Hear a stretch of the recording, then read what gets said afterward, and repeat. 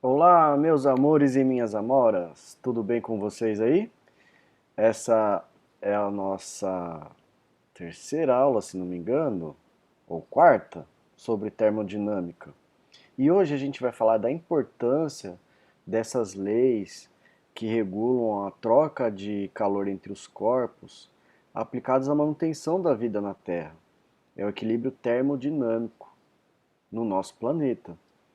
E as condições de vida na Terra nem sempre foram as mesmas, né?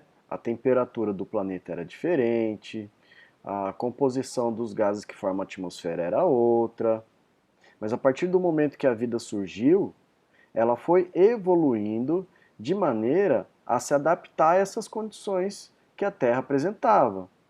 Na composição química dos elementos, das substâncias presentes no solo, nos oceanos e por aí vai. Bora começar? Eu vou começar com uma revisão, diferenciando o que é calor e temperatura.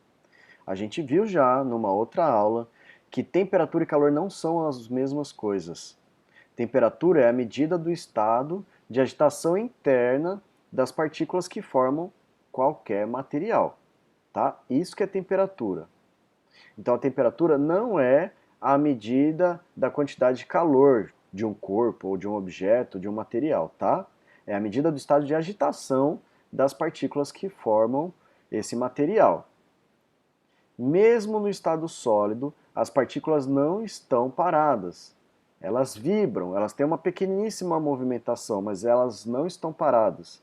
Não existe movimentação nula nas partículas que formam qualquer material, mesmo quando ele está num freezer, tá bom?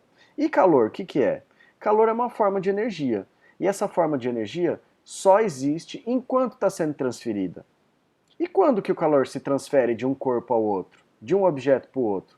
Quando eles estão em contato. E aí, essa transferência acontece sempre, do corpo de maior temperatura para o de menor temperatura.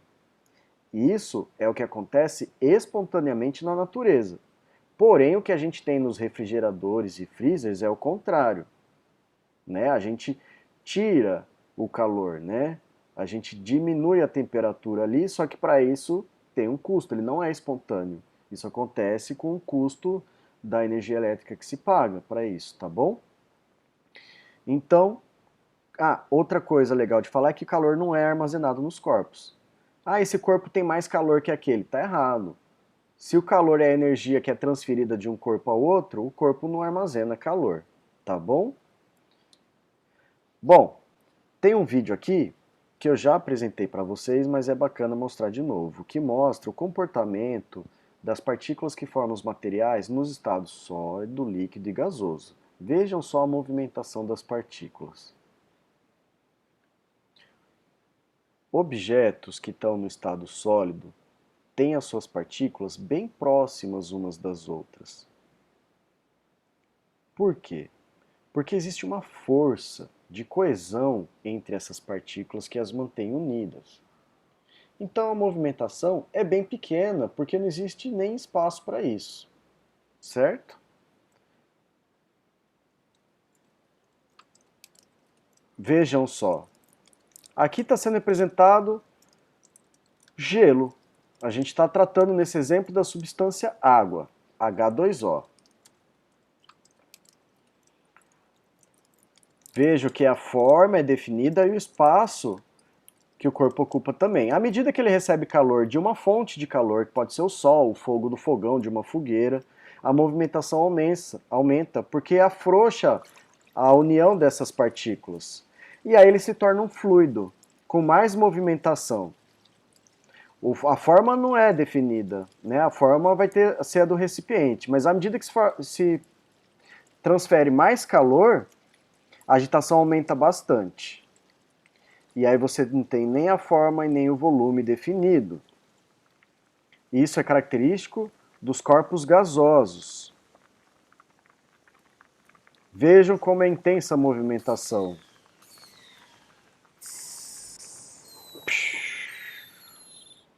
Lembrou? E o contrário também acontece. À medida que você retira calor, do sistema, tá bom?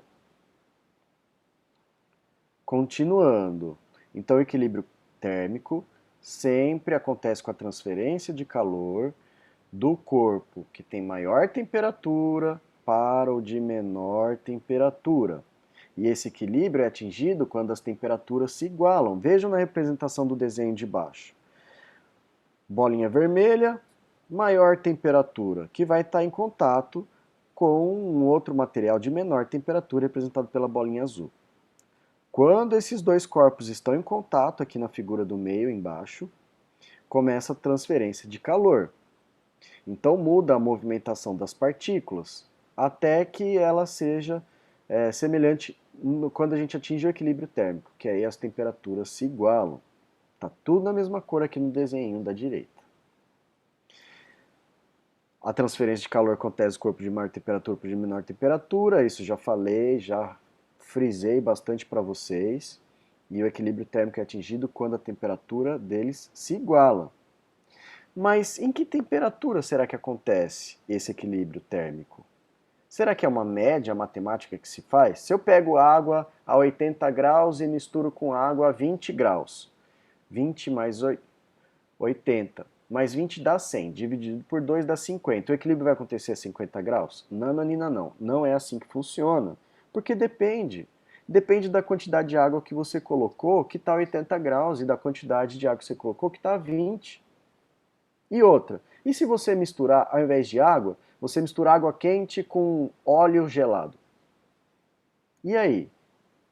Não depende só da quantidade, mas também do material que você está colocando em contato um com o outro, porque materiais diferentes vão ter calores específicos diferentes, né? Ou capacidades térmicas diferentes.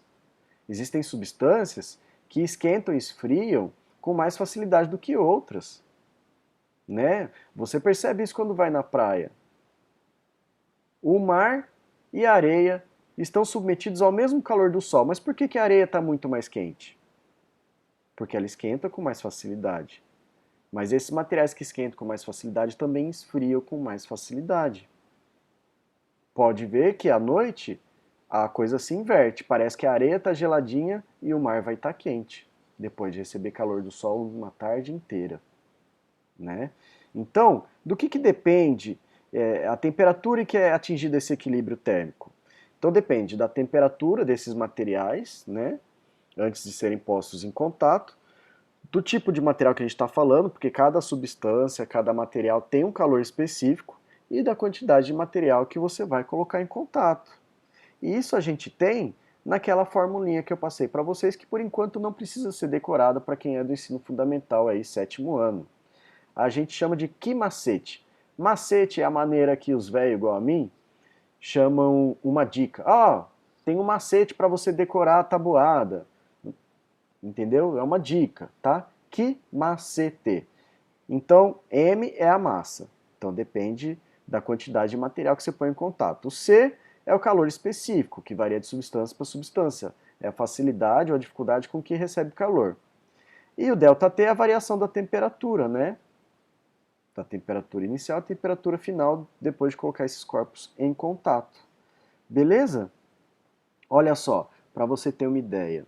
Lembra que eu pega, por exemplo, deixa eu ver o que tem aqui, ó. Panelas. Panela de alumínio, panela de ferro e panela de cobre. Vamos ver aqui o calor específico na coluna do meio. Ó. O alumínio tem calor específico de 903 joule por quilograma vezes Kelvin. 903 para o alumínio. O ferro, 448. Então, qual que recebe calor com mais facilidade entre o ferro e o alumínio? O alumínio, ele esquenta bem mais fácil, mas também vai esfriar mais fácil. Então, a panela de ferro conserva, ela armazena o calor, é errado falar, né? Eu já disse isso. Mas ela vai perdendo calor ao longo de um tempo maior do que a panela de alumínio. E o cobre? Vixe Maria! O cobre, então, demora mais para esquentar, mas demora mais para esfriar também. Então, se você cozinhar numa panela de ferro de cobre, a comida vai se manter quente por um período maior. Ah, não vai confundir calor, temperatura com sensação térmica. Sensação é como a gente sente.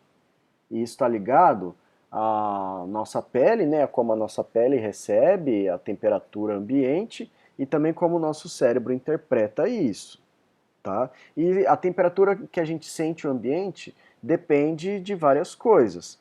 Por exemplo, da temperatura real, né, que a gente tem, da velocidade do vento e da umidade do ar. Como que o vento e a umidade do ar influenciam nisso? Ué, quanto mais venta, mais calor o nosso corpo troca com o ambiente. Então a sensação térmica vai ser de mais frio do que realmente está a temperatura lá fora. E a umidade do ar? Ela tanto pode causar a sensação de que está mais quente ou mais frio. Então, por exemplo, se está calor e o ar está bastante úmido, você vai ter a sensação térmica de estar mais quente do que realmente está, medindo um termômetro. Agora, se está frio e o ar está úmido, aí você vai ter a sensação de que está mais frio do que aquela temperatura que o termômetro está marcando. Então não vai confundir o que é calor, o que é temperatura com sensação térmica, tá bom? Bom, qual a temperatura média dos planetas do sistema solar? Porque a gente vai falar de equilíbrio termodinâmico aqui na Terra, né? A Terra, como um planeta cheio de coisas dentro, coisas vivas e coisas não vivas, fatores bióticos e fatores abióticos, ela funciona como um corpo também, que troca calor com o espaço. A nossa fonte de calor é o Sol, é a estrela do nosso sistema, é a que está mais próxima de nós. E a Terra troca calor com esse espaço.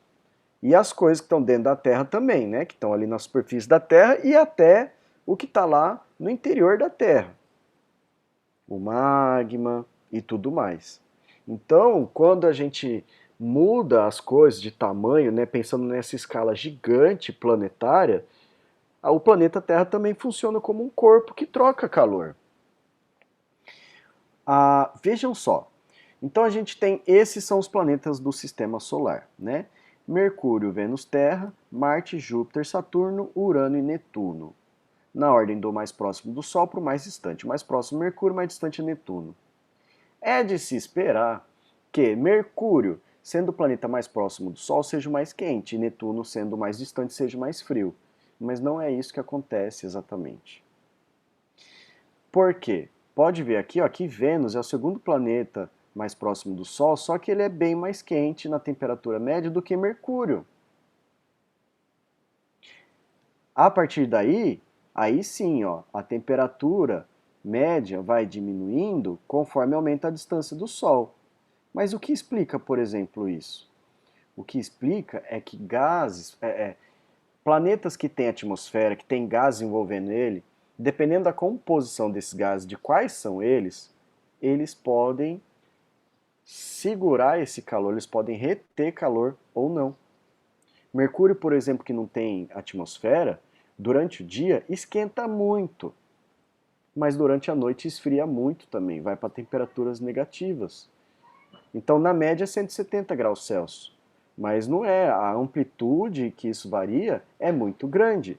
Agora, Vênus, que é o segundo planeta, tem atmosfera e ela é rica em gás carbônico, que é um dos principais gases causadores do efeito estufa aqui na Terra. Então, lá em Vênus, o efeito estufa é gigante. Então, esse calor fica mais retido e é por isso que ele é mais quente até do que Mercúrio. Veja só a temperatura média aí. A gente tem na Terra, a menor temperatura registrada foi de menos 93, mais ou menos, lá na Antártida. E a máxima, eu acho que foi de 50 e poucos. Já foi medido lá na Líbia e lá no deserto da Califórnia também, para você ter ideia. Mas na média, a temperatura aqui na Terra está perto de 15 graus Celsius. Tá bom? Vamos lá. O equilíbrio térmico da Terra é fundamental para a existência das formas de vida como a conhecemos. Sem a ocorrência desse fenômeno, a Terra não abrigaria as condições necessárias para a manutenção da vida, nas formas que a gente conhece hoje. Se a temperatura média da Terra fosse outra, será que ia ter vida aqui? Talvez sim, talvez não. Mas possivelmente as formas de vida, se houvesse vida, não seriam as mesmas como a gente tem hoje. Tá bom? Então vamos lá. O que faz a temperatura média da Terra ser de 15 graus Celsius? Vários fatores. Mas antes de falar nisso, é importante frisar. A temperatura média na Terra de 15 graus Celsius acontece hoje. Mas em outras eras, a gente já teve temperaturas mais baixas que isso. Por exemplo, nas eras glaciais, quando o gelo dos polos vai aumentando pela diminuição da temperatura na Terra em direção à linha do Equador. E aí várias partes dos continentes que a gente conhece ficam cobertas por gelo. Isso pode causar a extinção de muitas espécies. Tem gente que diz, por exemplo, que a gente tem na Terra ciclos de temperatura. Então tem épocas que a gente tem temperaturas muito baixas, que são as eras glaciais, e depois vai aumentando, a gente passa para um período interglacial e depois sai dele. Há quem diga que a gente está vivendo um período interglacial, entre duas glaciações, né? Esse período que tem a temperatura baixa e tem muito gelo. Aí tem explicações para isso, tem uma teoria que diz que isso varia com a distância da Terra ao Sol, varia com o movimento que a Terra faz, enfim. Mas o objetivo da aula não é esse, mas só para você entender que nem sempre a temperatura média na Terra é de 15 graus, tá bom? Mas o que faz então essa temperatura ser de 15 graus? Bom, se a temperatura média da Terra é de 15 graus, e a Terra é um corpo que está sujeito às leis da termodinâmica, troca calor com o ambiente, quais são os condicionantes disso? O que influencia para a temperatura média na Terra ser de 15 graus? Em primeiro lugar, o equilíbrio termodinâmico, né? Não existissem essas leis da física que rege a troca de calor entre os corpos, não teríamos essa temperatura média.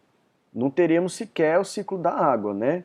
Com aquecimento, a evaporação, a condensação, a precipitação na forma de chuva ou de neve e tudo mais. Agora, você viu ali no slide anterior que a distância que o planeta está da sua estrela também influencia muito na temperatura média dele. Outra coisa, os gases que estão na sua atmosfera. No caso que a gente está falando da nossa, né, da Terra. Então, alguns gases têm a capacidade de funcionar como isolante térmico. E aí retém esse calor aqui dentro. É o que a gente chama de efeito estufa. Uma das consequências é o aquecimento global. A gente vai falar disso já já, tá? Então essa retenção de calor também contribui para a média na Terra ter uma temperatura de 15 graus Celsius. A grande quantidade de água nos oceanos. Porque imagina esse calor que vem na forma de raios infravermelhos. Boa parte é refletido pela água dos oceanos. O continente também reflete esse calor, mas a água ali vai refletir bastante também, assim como as nuvens, assim como o gelo nas neves, tá bom? Os ventos também influenciam nesse equilíbrio termodinâmico. Vocês lembram das correntes de convecção? Conforme o ar é aquecido, ele se torna menos denso e sobe. E aí cria-se uma pressão negativa que puxa alguma coisa para ocupar aquele espaço. Vai puxar o ar que está mais frio e que é mais denso, que fica embaixo. E esse ciclo se repete, né?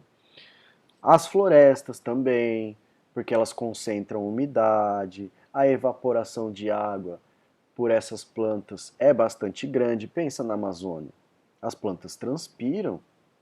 A gente fala até de rios aéreos. Lembra que a gente tratou disso?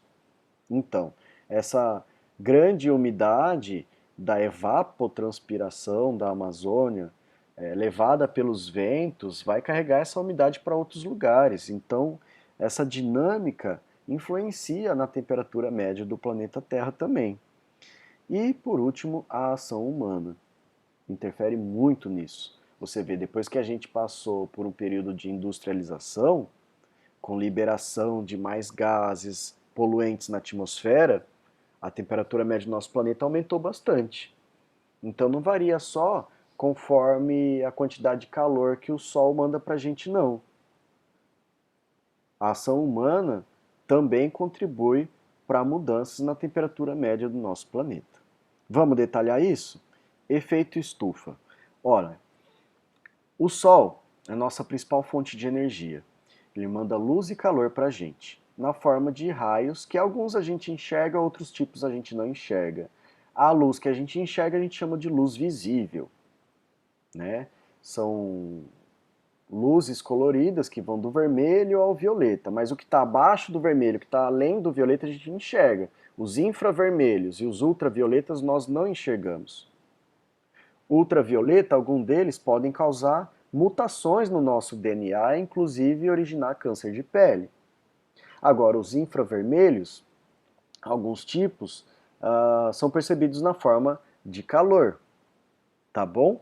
Então pensa, calor vindo do Sol na forma de raios invisíveis, raios infravermelhos.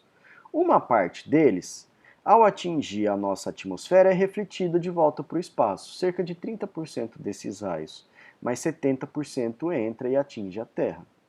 Esquenta a água, o continente, e mesmo assim acontece uma reflexão desses raios. Uma pequena parte desses raios refletidos volta para o espaço também, mas devido à presença de alguns gases na nossa atmosfera, esse calor fica retido. Que gases são esses? Gente, o principal é o gás carbônico, porque é o que a gente está emitindo em maior quantidade. Porém, a quantidade de gás carbônico que a gente tem no planeta ainda é baixa comparado com Vênus, por exemplo. Tá? Mas uma pequena variação dessa quantidade na porcentagem de gás carbônico que compõe a nossa atmosfera é responsável por mudanças consideráveis de temperatura, que pode trazer uma série de consequências. Mas não só o gás carbônico. O gás metano também contribui para o efeito estufa. Ele é até mais nocivo que o gás carbônico, só que o problema é que a gente libera muito mais gás carbônico do que metano. Até o vapor d'água contribui, né? Você sabe que a, a água pura, né, pode agir como um isolante térmico. Então ela ajuda a reter esse calor também. Ela tem um calor específico elevado. E outros gases também, óxidos nitrosos, de enxofre, e vários deles são liberados para o ar devido a várias ações humanas que a gente vai listar para vocês daqui a pouco. Por que tem esse nome de efeito estufa? Você já entrou num carro que ficou estacionado no sol? Ele não fica muito quente? A temperatura lá dentro não chega a ser maior do que a que está fora do carro? Por quê? Alguns materiais transparentes têm essa propriedade. Deixa os raios infravermelhos entrarem, mas não deixa sair. E como o raio infravermelho é como uma das formas que o calor é transmitido, né? Lembra que a gente estudou irradiação? Esse calor fica armazenado ali. Isso também é usado nas estufas de plantas. Esse calor, no caso, é usado pelas plantas para elas crescerem, se desenvolverem controladamente, é lógico, né? Mas por isso que tem esse nome, de efeito estufa. Olha só, esse tipo de imagem chama de infográfico. Ela tem desenho, tem texto e é bem legal. E tá as etapas aqui, ó, explicando, vai de 1 a 7. Vamos ler? Bom, o Sol emite sua energia pelo espaço na forma de luz visível, na forma de radiação ultravioleta e também infravermelho. Tem até outras radiações, viu? Radiação gama e outras coisas mais, mas vamos ficar nisso aqui. Olha só, uma parte dessa radiação é refletida, tá vendo? Aqui, ó, do ladinho esquerdo. Bate e volta para o espaço. Quando os raios do Sol chegam à Terra, cerca de 30% da energia luminosa volta para o espaço, refletida por poeira e nuvens na atmosfera, e por refletores naturais na superfície, como áreas cobertas por neve e gelo. 3. O ar, terras e águas absorvem cerca de 70% da radiação solar. Então, se 30% é refletido, entra 70%. E isso aquece o planeta. Aquecida, a superfície emite calor na forma de radiação infravermelha. Todo o corpo emite calor. né, num processo que a gente chama de radiação ou irradiação.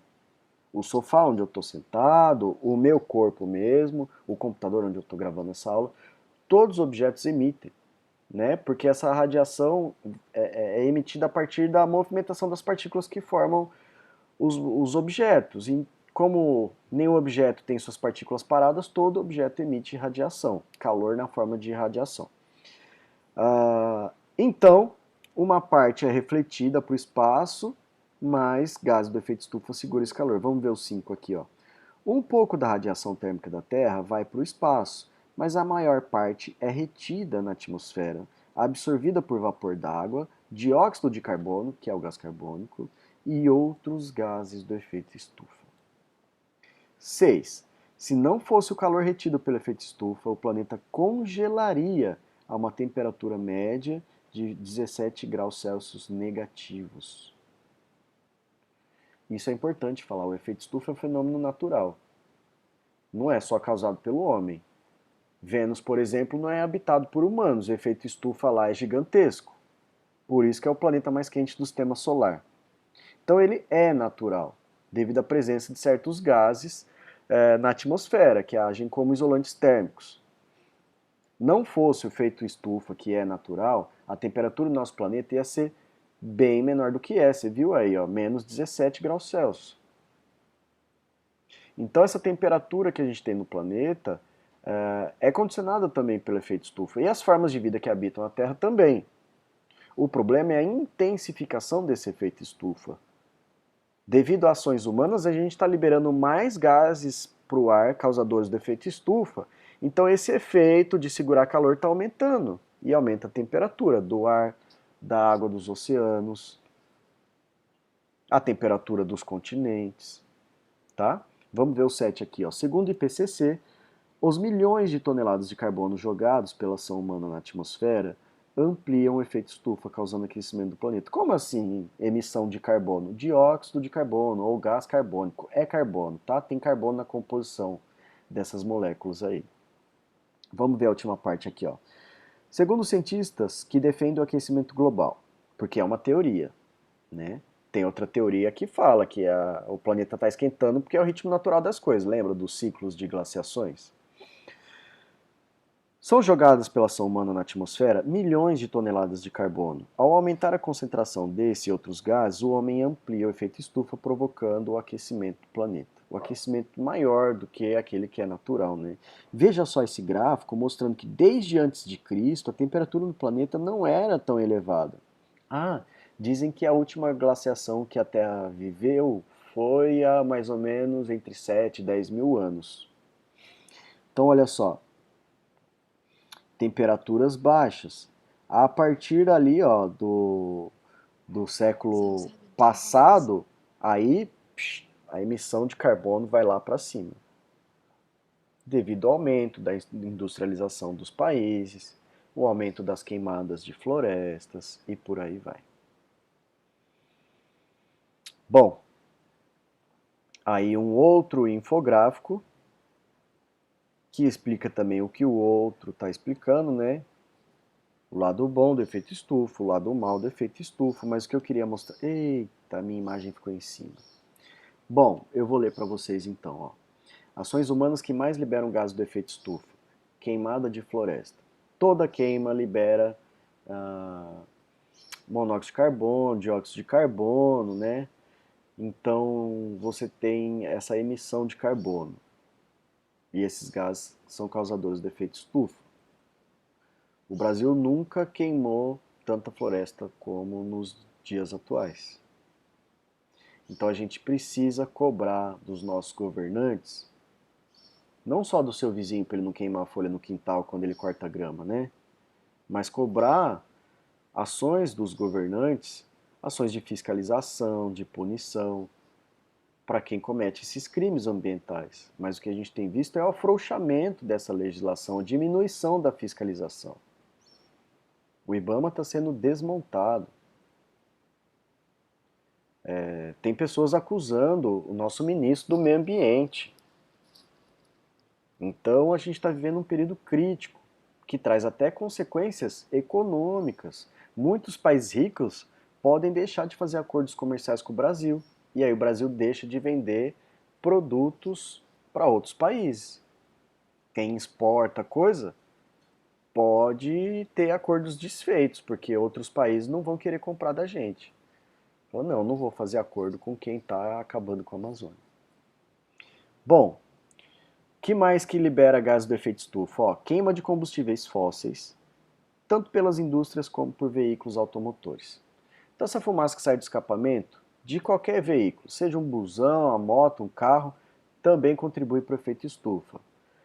Mas o que contribui muito também é essa fumaça que sai aí pelas chaminés das indústrias, principalmente quando não tem tratamento.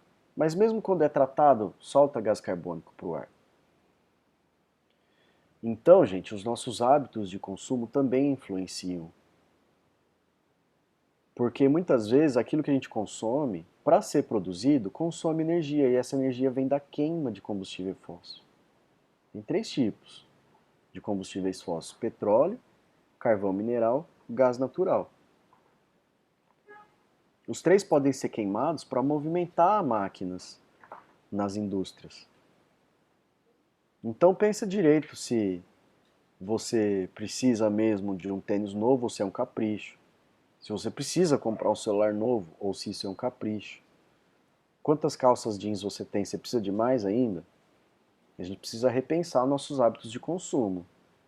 E isso ajuda a diminuir o efeito estufa também. Lixões. Os lixões, os depósitos de lixo que ficam expostos ao céu aberto, liberam metano, que é um dos gases poluentes que também contribui para o efeito estufa. Não só lixão, mas o arroto dos animais ruminantes.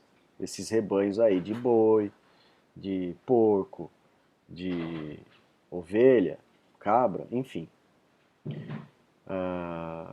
O porco não rumina, né? Mas também contribui. Tanto o arroto como o gás do pum.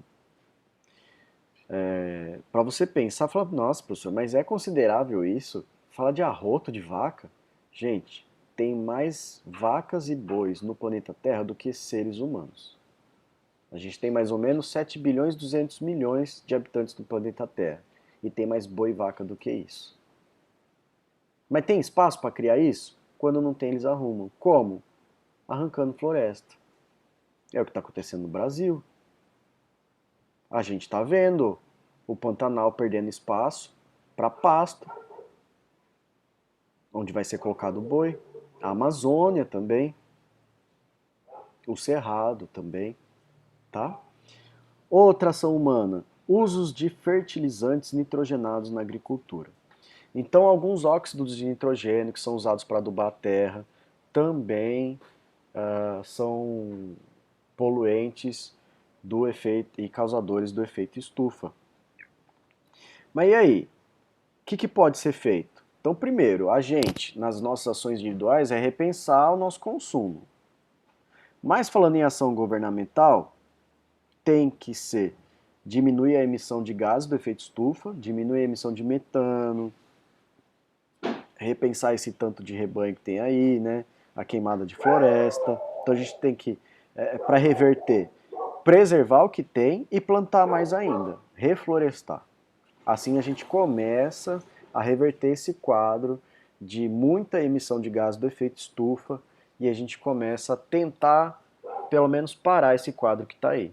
Porque as consequências podem ser devastadoras. E quando a gente fala em parar o efeito estufa, né, controlar o efeito estufa, a gente está falando de preservação natureza, porque eu sou bonitinho, eu coloco foto minha na cachoeira, fazendo yoga no Instagram. Não é isso. Preservar o ambiente, diminuir a emissão de gases do efeito estufa, é condição para a nossa existência no planeta. Talvez você não morra com o aquecimento global, mas suas próximas gerações, seus bisnetos, como vai estar o planeta quando ele habitar isso aqui? Consequências do efeito estufa. Agora eu vou falar umas 10 delas. Ó, primeiro é o aquecimento do planeta, tá? Então quando a gente fala em aquecimento global, o nome do fenômeno causador disso é efeito estufa, tá? O aquecimento do planeta é uma das consequências desse efeito estufa. Isso pode levar à morte de populações, e também até a extinção de espécies. Existem estudos de biólogos que dizem que se a temperatura do planeta, dos oceanos aumentar em mais 2 graus Celsius, metade dos recifes de corais que estão nos oceanos vão morrer. E olha só, onde a gente tem a maior biodiversidade nos continentes? É nas florestas. Agora, no ambiente marinho, é nos recifes de corais. E nos costões rochosos também, mas nos recifes de corais principalmente. Imagina metade dos corais morrendo. Onde é que esses peixes e outros animais invertebrados vão viver? E isso vai causar também desequilíbrio nas cadeias alimentares. Porque quando uma espécie é extinta, aquelas outras populações que se alimentavam desses animais vão comer o quê? Tem substituto? Que consequências isso pode ter? Então a consequência não é só para aquele que morre devido ao calor, mas para aqueles que se alimentavam desses, e dos outros, e dos outros, e dos outros. É uma reação em cadeia. Outra consequência, redução na produção de alimentos, porque tem planta que se aumentar demais a temperatura, ela não vai florescer. E você sabe que o fruto só surge a partir da flor. E as sementes que a gente come, que está dentro de fruto, antes vem da flor também. E a produção de alimentos pode diminuir não só por isso, pela inibição da floração, mas também pela diminuição dos polinizadores. O aquecimento global está prejudicando populações de abelhas. E isso é uma gravíssima consequência. Porque se diminuir a quantidade de abelhas no mundo, a produção de alimentos vai ficar muito comprometida. Mas é muito comprometida. Um experimento legal da gente fazer é construir ninhos de abelhas sem ferrão. Sabia que você pode produzir mel na sua casa? E com isso você está atraindo abelhas que não prejudicam você, porque não vão te ferroar, e elas vão polinizar as flores da sua vizinhança. Mas isso é assunto para um outro dia, tá bom? Mudanças climáticas. Junto com o aquecimento global sempre vem mudança climática quando a gente assiste a TV, né? Que mudanças são essas no clima? Bom, chuva. Tem lugar que vai chover demais, tem lugar que vai chover de menos, vai sofrer com seca. Vão se formar mais desertos. E os seres que habitam ali vão se ferrar também, tanto numa situação como na outra. A gente vê no Brasil, por exemplo, regiões do sertão nordestino cada vez mais secas e regiões no sul do Brasil cada vez mais sofrendo com as consequências de inundações devido ao excesso de chuvas. Formação de desertos que antes não existiam, já falei. Aumento de incêndios espontâneos. Isso pode acontecer também no Cerrado brasileiro, por exemplo. Tem época que a gente vê incêndio lá na Chapada Diamantina, consumindo aquele lugar lindo, maravilhoso. Às vezes, algum vacilão jogou uma bituca de cigarro, largou uma fogueira acesa quando foi acampar, mas às vezes o incêndio é espontâneo também. O mato está tão seco que esquenta demais e pega fogo sozinho. Esses incêndios espontâneos vão aumentar devido ao aumento do efeito estufa. Aumento de furacões, você viu, o calor do sol esquenta o ar, ele fica menos denso, sobe. O ar mais denso, que é frio, fica embaixo, aí ele esquenta e sobe. Meu, se você está esquentando o planeta, você vai mudar a velocidade dessas correntes de convecção. Isso pode originar um aumento de furacões. A gente tem visto isso na televisão. O Brasil, ainda bem, não sofre com isso, mas Estados Unidos, por exemplo, está penando cada vez mais com esses desastres naturais. Derretimento das geleiras. Gente, tem umas imagens que eu vou mostrar depois aí que é triste de ver. Imagina, a geleira derrete. Aí ela fica mais frágil e se quebra. Mas ali tem uma família de ursinhos polares. E aí aquela geleira começa a viajar, levado pelo mar. E aí essa família vai se distanciando da parte gelada, que é sólida, onde ela conseguia pisar. E a hora que tudo isso, quem conseguir nadar e chegar em algum lugar onde possa subir, sobrevive. Mas eles podem morrer afogados. E não só isso, né? Com o derretimento das geleiras, os seres que habitam ali estão cada vez mais escassos também. Então muitos desses ursos polares, que habitam o Ártico, lá o Polo Norte, estão morrendo de fome. E aumenta o nível do mar, né? Derrete o gelo, aumenta o nível do mar. E aí você tem as cidades litorâneas sendo inundadas, né? As casas, os comércios que tinham ali na faixa da areia da praia estão tendo cada vez recuar mais, porque as ondas já estão arrebentando eles. A gente vê isso aqui no Espírito Santo, por exemplo. E não só isso. Pensa nos habitantes das ilhas oceânicas. Hoje em dia a gente fala não só nos refugiados da guerra, né, como o povo lá da Síria, que está buscando refúgio em vários países, mas a gente fala em refugiados do clima. Gente que é vítima do efeito estufa. Gente que habitava uma ilha que agora está inundada. Não dá, minha casa está debaixo d'água, a onda está batendo na parede da minha casa, não vai ficar lá, né? Vai para onde? São refugiados do clima. Bom, não fosse essas leis da termodinâmica que regem a transferência de calor, a gente não teria nem ciclo d'água, né? Eu já comentei isso com vocês. Não houvesse essa transferência de calor do corpo mais quente para o mais frio, não haveria nem um ciclo d'água, que é importantíssimo para a manutenção da vida na Terra. Vida só existe aqui, uma das causas é porque a gente tem água no estado líquido aqui. E aí por que aqui tem? São vários fatores que eu não vou entrar em detalhe. Mas olha a imagem que eu falei para vocês. Esse urso polar pele e osso. O bicho já está em extinção. Aí a gente vê uma imagem dessa. É de cortar o coração. Isso aí não é um urso, é uma ursa. Olha aqui o que a fotógrafa que registrou isso escreveu na sua rede social. Eu vejo geleiras recuando dezenas a centenas de metros a cada ano. Eu vejo bloco de gelo desaparecendo em velocidade recorde. Sim, eu vi ursos em boa forma, mas também tenho visto ursos mortos e morrendo de fome. Ursos andando nas margens à procura de comida. Ursos tentando caçar rena. Gente, urso polar come principalmente foca, mas ele está indo atrás de comer rena. Ovos de pássaros marinhos ali, até musgo e algas. Tem registro até de urso que caçou baleia, gente. Olha só, essa imagem do lado, eu não sei se é da mesma fotógrafa, eu pesquisei na internet, tá? Mas é só para ilustrar aquilo que eu falei para vocês, ó. Será que esse urso vai conseguir nadar até algum lugar que ele se salve ou será que ele vai morrer afogado? Muitas vezes, para ele se alimentar, ele vai para as margens de uma geleira, ela quebra e fica à deriva. Bom, mas agora vamos falar de uma parte bastante interessante, que são adaptações que os seres vivos têm que estão relacionadas à temperatura.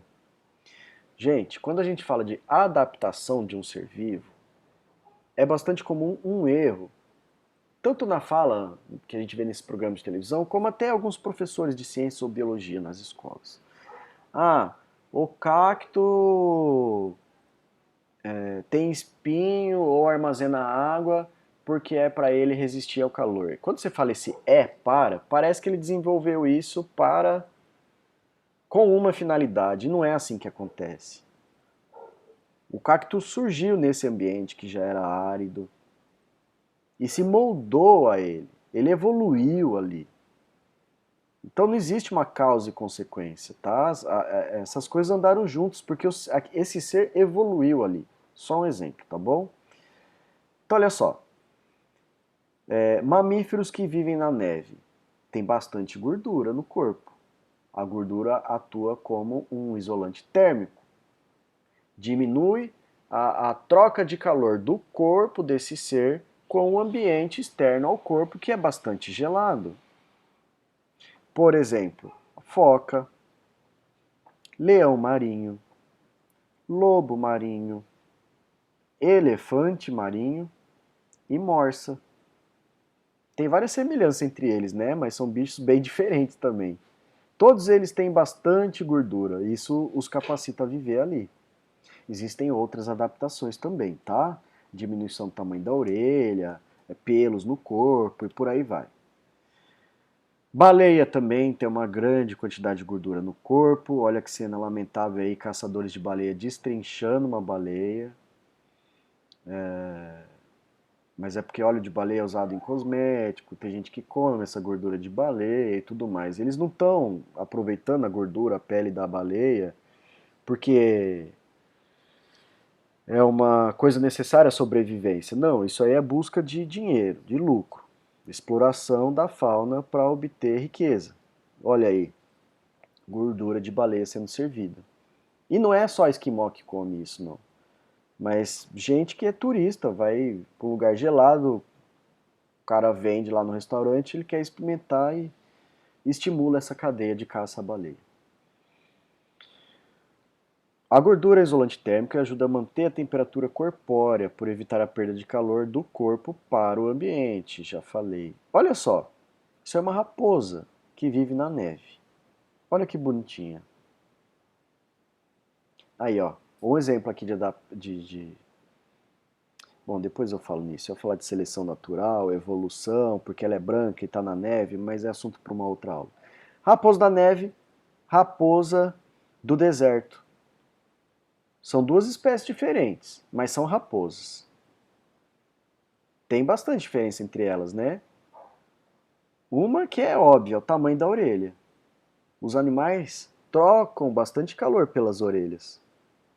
Elefantes, por exemplo, têm aquelas orelhonas que quando eles se abanam, eles estão se refrescando. Veja só, a baleia não, a raposinha aqui do deserto, além disso, ela tem o focinho mais curto também, para diminuir a área do corpo exposta à radiação solar. Então a gente teve aí, ó, raposa do Ártico, né, lá do Polo Norte, é maior, tem mais gordura no corpo, tem mais, os pelos mais longos, os focinhos também, e as orelhinhas são curtas. A raposa do deserto, ela é menor, tem menos gordura, os pelos são mais curtos, o focinho também, só que as orelhas são longas. Outros exemplos de adaptação de ser vivo relacionado à temperatura, ó. Redução das atividades vitais para o mínimo. Já ouviu falar que o urso entra em hibernação? A gente vê isso no desenho, né? Eu acho que no do Pica-Pau mostrava isso também. Fala que o urso fica dormindo meses. Mas não é exatamente ele estar dormindo porque ele é preguiçoso, porque ele tem muito sono. Ele entra no estado de hibernação. Então ele come, come, come, engorda, fica gordão e o corpo dele vai entrar nesse estado que é semelhante a uma dormência, um estado de dormência, para economizar essa energia. E ele faz isso nos períodos em que tem menos alimento disponível, que normalmente é quando está muito frio. E ele não precisa sair, gastar toda essa energia além do que ele já gasta para manter o corpo quente, né, sair para caçar, porque a chance dele encontrar caça vai ser menor também. Só que tem um outro tipo de redução das atividades dos órgãos do corpo por um mínimo devido ao calor ou seca prolongada, que aí a gente chama de estivação. Então bora ver os exemplos. Hibernação, não é só urso que hiberna. Olha esse ouriço aí. Ele está hibernando. Engordou, armazenou energia na forma de gordura. Olha aí esses roedores também. Nesse ninho tem 3 hibernando. Bonitinho, né? Estivação é uma proteção ao período de seca, falta de chuva e também de calor excessivo. Os caramujos, quando está muito quente ou muito seco, eles ficam assim, escondidos, eles procuram uma sombra e ficam lá, paradinhos. Ah, tem um peixe muito interessante que a gente tem até aqui no Brasil também. Eles formam um grupo que a gente chama de dipnóicos. São peixes pulmonados. Mas peixe tem pulmão? Não, ele respira através de brânquias. Mas esses peixes, eles estão ali, a gente diz que são elos, né, de ligação ali da passagem do ambiente aquático para o terrestre. Eles se enterram na lama e entram nesse estado de dormência no período de seca. Então, bom, eu vou passar o filme e aí vocês vão entender. Mas tá vendo aqui, ó, que ele se afundou na lama e ele vai ficar aqui, ó, por meses ou até anos. E aí quando volta a chuva, o rio volta a encher, ele sai daí e volta às suas atividades normais. Olha só que legal esse vídeo que eu vou mostrar para vocês.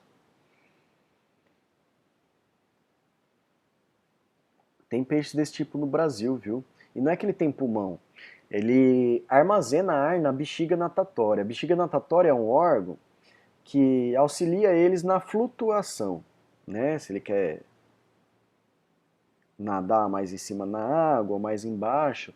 Mas nesse grupo de peixe, ele tem também uma outra função. Tomara que o volume não esteja baixo para vocês. A água pode ser um refúgio de temperaturas extremas enquanto ela existir. Isso aí é na África, tá? Não encontrei no Brasil. A A piramboia. África do Sul frequentemente é devastada por fortes secas. Para um peixe fora d'água, a morte é geralmente inevitável. Olha só, você logo imagina que esse peixe vai morrer, né? O rio Mas secou. estes peixes não estão engolindo ar em vão.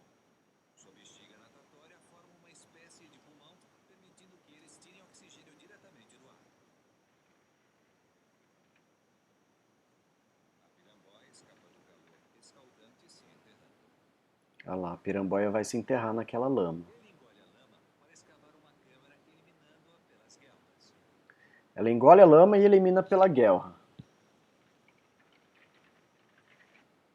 E aí ele vai Depois, cavando. ele envolve-se em um muco. Aí ele solta um muco, uma substância gelatinosa, que quando secar, Ele forma uma camada impermeável ao redor do corpo que isola o peixe da seca. quando esse muco seca, vai impermeabilizar a pele e proteger contra a dessecação, o Não é ressecamento. seguro para a piramboia, mas também é boa para fazer tijolos. Olha que loucura isso. O pessoal fazendo tijolo com essa lama seca. Só que ali no meio tem um peixe. Quando as coisas vão de mal a pior, a piramboia interrompe suas atividades biológicas e espera que as condições melhorem. Então ela reduz a atividade dos órgãos até que esteja numa época propícia para ela sair desse estado de Esperando dormência. 4 anos até a água da chuva cair para libertá-la de suas atividades interrompidas. Aí o vídeo fala que a piramboia chega a ficar 4 anos nesse estágio.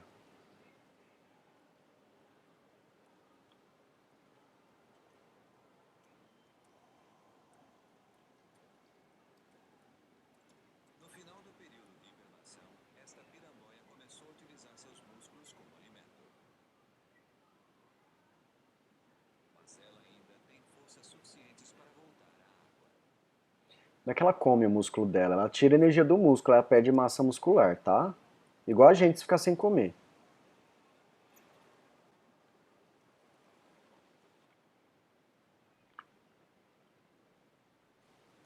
Muitos animais usam períodos de hibernação para escaparem de condições extremas, principalmente do frio. Em Manitoba, no Canadá, milhares de cobras Damnoths saem de sua hibernação de inverno.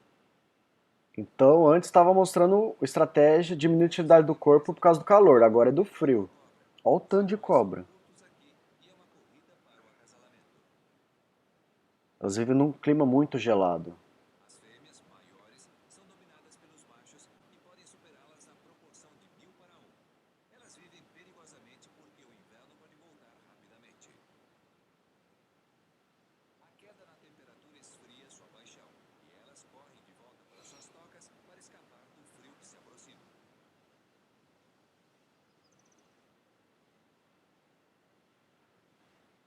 Elas voltando para os ninhos para hibernar. Nem todas conseguem. Répteis de sangue frio ficam imobilizados quando a temperatura cai. Presas nas garras geladas do frio, a água em seus corpos começa a congelar. Oh não! Elas se transformam em esculturas de gelo.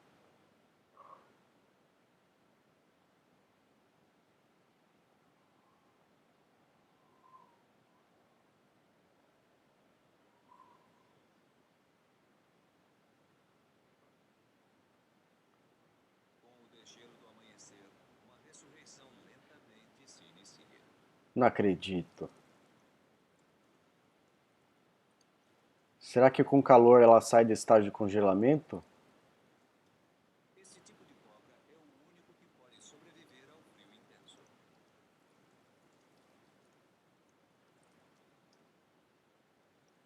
Que louco. Enquanto o resto do seu corpo ainda está congelado, seus órgãos vitais estão protegidos por um anticongelante natural. Ah, então ela não estava congelada. Ela diminuiu a atividade do corpo dela e no sangue dela tem um anticongelante natural. Isso aí já foi registrado com o sapo também, de congelar e depois voltar a viver. Outros exemplos ali, ó. E planta? Que adaptações planta tem às diferentes variações de temperatura? Sabe a suculenta? Ela tem uma grossa camada de cera nas suas folhas, né? Isso é para evitar a perda de água por transpiração, porque são plantinhas de clima árido. Além disso, elas têm reserva de água, né? Suculentas são da mesma família dos cactos. E os cactos, gente, além de armazenar água, as folhas dele estão ali na forma de espinhos. Evolutivamente, ao longo de milhares ou milhões de anos, essa folha foi se enrolando sobre si mesma. E aí ela diminuiu a área de exposição ao sol, tornando-se um espinho. Então, espinhos são modificações de folhas, tá? Olha aqui na foto o mandacaru, lá do Agreste. Olha a flor do cacto, que coisa mais linda. É uma das flores que eu acho mais bonitas. E aqui o fruto também, porque o fruto vem da flor. Tá vendo esse fruto vermelho? Parece uma fruta que é super cara, que chama pitaia. Esse aqui é um tipo de pitaia brasileira, aí, vamos assim dizer, né? A gente conhece como fruto do dragão, ovo do dragão, coisa assim. É lindo demais. Doce, doce, doce. Outro exemplo de adaptação, tem plantas que na época da seca, na época que chove menos, que o clima fica mais seco, mais quente também, elas perdem as folhas. No IP acontece isso. Tem época que o IP está florido, a gente vê isso aqui na Mata Atlântica. Mas tem época que ele perde todas as folhas. Ele morreu? Não. É uma estratégia para não perder água com a transpiração. Olha só, uma planta transpira? Transpira. Quer ver isso num experimento simples? Pega um saquinho plástico transparente e enrola um galho de uma planta que você tiver aí na sua casa, amarra com barbante ou com araminho, desses que de amarrar o saco de pão. Deixa ali alguns dias e depois você vai ver que ele fica todo suado por dentro. Tem gente até que, em situações de sobrevivência, usam isso para pelo menos dar 1 ou 2 goles nessa água. Mas por onde que a planta transpira? Principalmente pelas suas folhas. Nas folhas tem pequenas aberturas que a gente chama de estômatos. Os estômatos abrem e fecham, regulando a perda de água por transpiração. Então, quando está muito quente, a planta transpira para liberar um pouco de calor, para resfriar o próprio corpo, assim como nós animais. Só que isso causa uma desidratação. A gente transpira, mas a gente também sente sede, né? Se não tiver água para a gente beber, a gente pode morrer. A gente aguenta mais tempo sem comer do que sem tomar água. E as plantas é essencial, porque na fotossíntese elas precisam de água também, né? Só que ela perde água ali pela abertura dos estômatos. E os estômatos servem não só para isso, mas outra função que eles têm é a de trocar gases com o ar. Então, na respiração das plantas, o oxigênio entra por aí e sai o gás carbônico. E na fotossíntese, o gás carbônico entra por aí e sai o oxigênio também. Muito louco, né? Olha aí um estômato aberto do lado esquerdo e agora um estômato fechado do lado direito. Essas bolinhas verdinhas são os cloroplastos. São pequenos órgãos que a gente chama de organela que tem na planta, que é responsável pela fotossíntese. Ali está cheio de clorofila, por isso que é verdinho desse jeito. Mas isso também é assunto para uma outra aula. Outro exemplo de adaptação, só que agora a gente viu adaptações da forma do corpo, né, da morfologia, como os espinhos, as orelhas mais longas na raposa do deserto, mas tem adaptações que têm a ver com o comportamento, como a hibernação e até a migração de animais também para áreas um pouco menos geladas, como as andorinhas, que vêm aqui para o Brasil, quando é inverno, lá para elas, né? A baleia jubarte, que vem procurar climas mais quentes, inclusive aqui no Brasil, para se reproduzir, depois volta para o clima gelado lá do Polo Sul para se alimentar. E pinguins também. É comum, cada vez mais comum a gente encontrar pinguins no litoral brasileiro. Normalmente eles vêm para cá, ó, trazido por alguma corrente marítima, mas às vezes eles vêm nadando por vontade própria mesmo. Termorregulação. O que é isso? São mecanismos de controle da temperatura do corpo. A gente tem dois grandes grupos de animais aí para falar para vocês. Aqueles que controlam a temperatura do corpo expondo-se ao calor que vem de fora. A gente chama esse grupo de animais de ectotérmicos. Eles são animais de sangue frio. Para ele esquentar o corpo e ter uma atividade mais intensa, ele precisa receber calor que vem do ambiente. Então, durante o dia, ele tenta se expor ao sol. Durante a noite, ele vai buscar um lugar mais quente, uma pedra que recebeu calor ao longo do dia, alguma coisa assim, entendeu? Olha um exemplo ali, uma jararaca. Que tipo de animal é ectotérmico? Todos os invertebrados,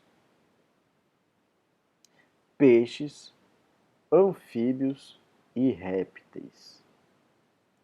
O outro grupo, que são animais que a gente chama de sangue quente, o nome desse grupo é de animais endotérmicos.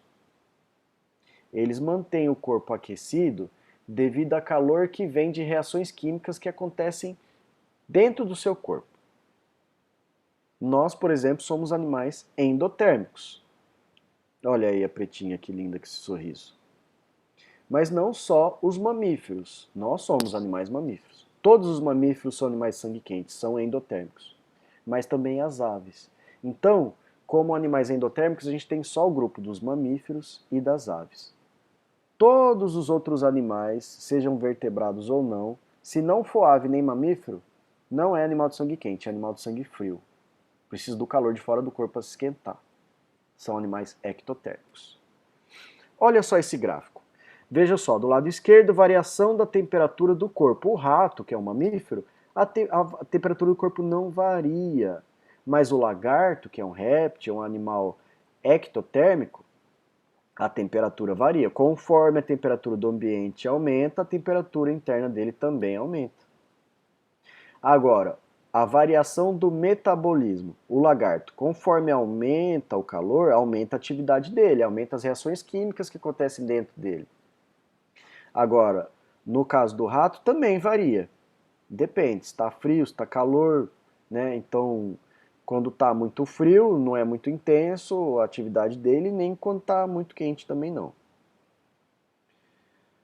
Ah, outra coisa interessante, ó. Sabia que em alguns grupos a temperatura influencia na determinação do sexo? Isso acontece em alguns grupos de répteis.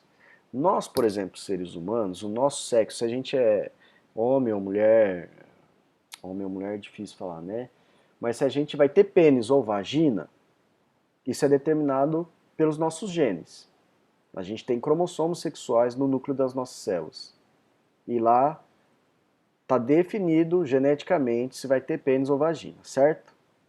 Agora, em alguns grupos de répteis, não existem cromossomos sexuais. Então, como que é determinado se é macho ou fêmea? A temperatura em que o ovo é chocado. Aliás, nem sempre o ovo é chocado, né? Porque a fêmea não fica lá, nem o macho, sentado em cima aquecendo os ovos. Mas eles são postos em lugares que podem ter temperaturas diferentes, dependendo do sol que bate ali, se está um dia nublado ou não, se está debaixo da sombra de uma árvore ou não, esse ninho. Se ele está mais profundo na terra ou mais na superfície da terra. Essa variação de temperatura vai determinar se é macho ou se é fêmea. Olha só, por exemplo, no caso de tartarugas marinhas, temperaturas mais elevadas no ovo determina que vai ser fêmea. Temperaturas menores determina que vai ser macho. Tem estudo relacionando o aquecimento global ao aumento do número de fêmeas em tartarugas. Então isso é outra consequência do efeito estufa. Agora olha que curioso, em jacaré e vários outros lagartos, né, não que o jacaré seja um lagarto, mas parece um lagartão, acontece o contrário. Temperaturas mais altas determinam machos, temperaturas menores determinam fêmeas. Interessante, né? Outro comportamento relacionado com a temperatura é de pinguins. Como que eles se esquentam? Você já assistiu a marcha dos pinguins? Olha a quantidade de pinguim ali. E eles ficam tudo juntinho. Você vê que tem um espação ao redor. Por que eles estão tudo juntinho? Para se aquecer. Aí você pode pensar, ah, professor, mas quem está na beiradinha aqui se lasca, né? Não, porque eles vão se alternando. O pinguim que está lá no meio desse sufoco aqui, ó, ele está com a temperatura bastante alta e às vezes ele até sai dali para se refrescar ou para caçar, né, algum alimento, mas eles vão se alternando. Aí quem está na bordinha já se refrescou, começa a estar com frio, ele vai entrando pro meio ali para se esquentar. Legal, né? O pinguim é uma ave, viu, gente? Dá para ver que tem bico, mas não dá para ver que tem pena. A pena dele tem um formato que parece até um pelo, mas é uma ave.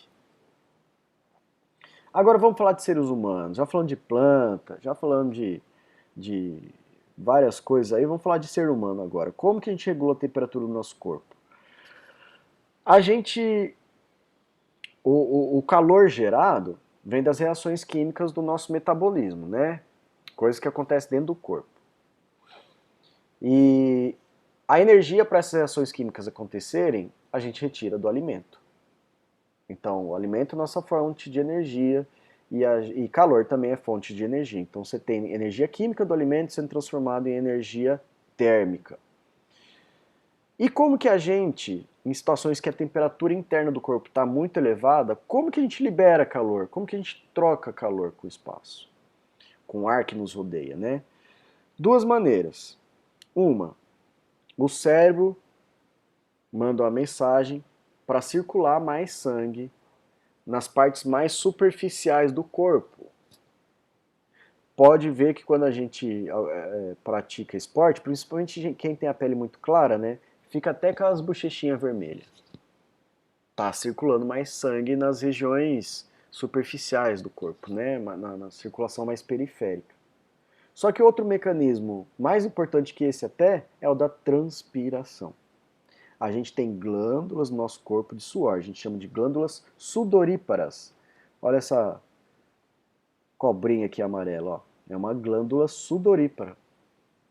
Ela fica até meio centímetro para debaixo da pele. E é ali que a gente elimina a água. Então, se o nosso corpo esquenta muito, ele libera água líquida, é o suor. Esse suor em contato com a pele vai absorver calor do nosso corpo e aí evapora. E assim resfria o nosso corpo, certo? Uma observação importante e que parece contraditória, mas não é.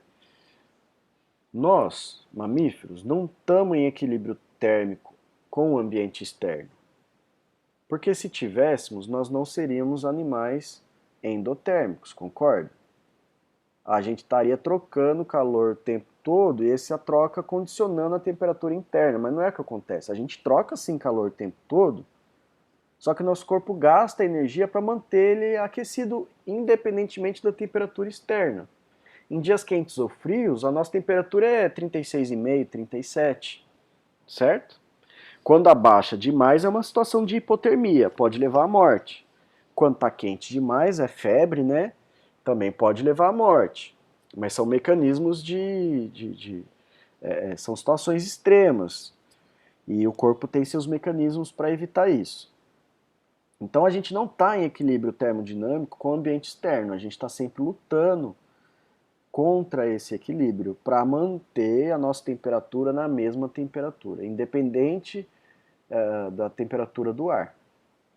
Então, em situações muito frias, a gente tenta reter calor. A gente usa agasalho para perder menos calor para o ambiente na irradiação. Mas em situações muito quentes, a gente libera calor, né, para diminuir a temperatura interna, porque pode levar até a falência dos órgãos, né, uma febre intensa, imagina. Olha só, Como que a gente perde calor para o ambiente? Vamos aqui, ó, da menor perda para a maior. A gente perde calor para os objetos na forma de condução. Lembra aquela maneira de transmitir calor, de trocar calor? Condução, contato físico. Quando a gente toca objetos, estão numa temperatura menor, a gente troca calor com eles. Calor sai do nosso corpo, vai para o objeto, e aí a gente perde um pouco desse calor interno. Mas a porcentagem disso é muito pequena. Tem duas imagens diferentes, cada uma com uma porcentagem, né? A gente também troca calor com o ambiente na nossa respiração. A gente elimina vapor d'água quando respira, e é só você colocar a tua mão perto aqui, ó, que você vai sentir que o teu bafo é quentinho enquanto você fala. Então a gente também elimina calor respirando, falando então mais ainda. Só que essa perda de água na respiração é pequena também. Além disso, a gente troca calor com o ar. É um tipo de condução, mas quando o outro corpo com que a gente está trocando calor é um fluido, no caso, o ar. Aconteceria na água também, né? Olha aqui, está falando em 15% nessa figura da esquerda. E a gente transpira também. Aqui ele está chamando isso de evaporação, essa perda de água. Mas a principal maneira que a gente troca calor com o ambiente é na forma de radiação. O nosso corpo irradia calor. E assim a gente troca calor, a gente perde calor para o espaço. Por isso que a gente se agasalha, usa cobertor, touca, luva. Não é que eles esquentam, eles não são fontes de calor. Eles são isolantes térmicos que vão diminuir a nossa perda de calor para o ambiente, porque o ambiente externo está mais frio. E você sabe que calor é energia transferida do corpo de maior temperatura para o corpo de menor temperatura. Certo? Agora, se você não se agasalha numa situação que está muito fria, mas muito fria mesmo, isso aqui é a mão de um alpinista que congelou. Esses dedos dele necrosaram, porque eles congelaram num nível que o sangue parou de congelar. E isso pode levar até a morte, né? Porque muda a circulação do sangue também no corpo. Esses dedos todos ele perdeu, tá? E aproveitando que a gente está no outono, indo para o inverno, uma imagem de uma campanha do agasalho, cabide não sente frio. Você tem uma roupa parada no seu armário, vamos fazer uma doação para ajudar, principalmente nessa época de pandemia, que as pessoas estão ganhando menos dinheiro, tem menos trabalho, vai ter mais gente morando nas ruas, mais gente passando frio. Então, doe agasalhos. Agora, a gente viu a termodinâmica regulando a vida na Terra. A gente viu uma série de adaptações nossas a variações de temperatura. Mas em outro planeta, será que existe vida? Olha só, um trecho aqui de um texto do Carl Sagan. Ele era um cientista muito bacana, já morreu, mas em parte foi devido aos livros e filmes dele que eu resolvi estudar biologia. Vou ler para vocês. Morreu em 96.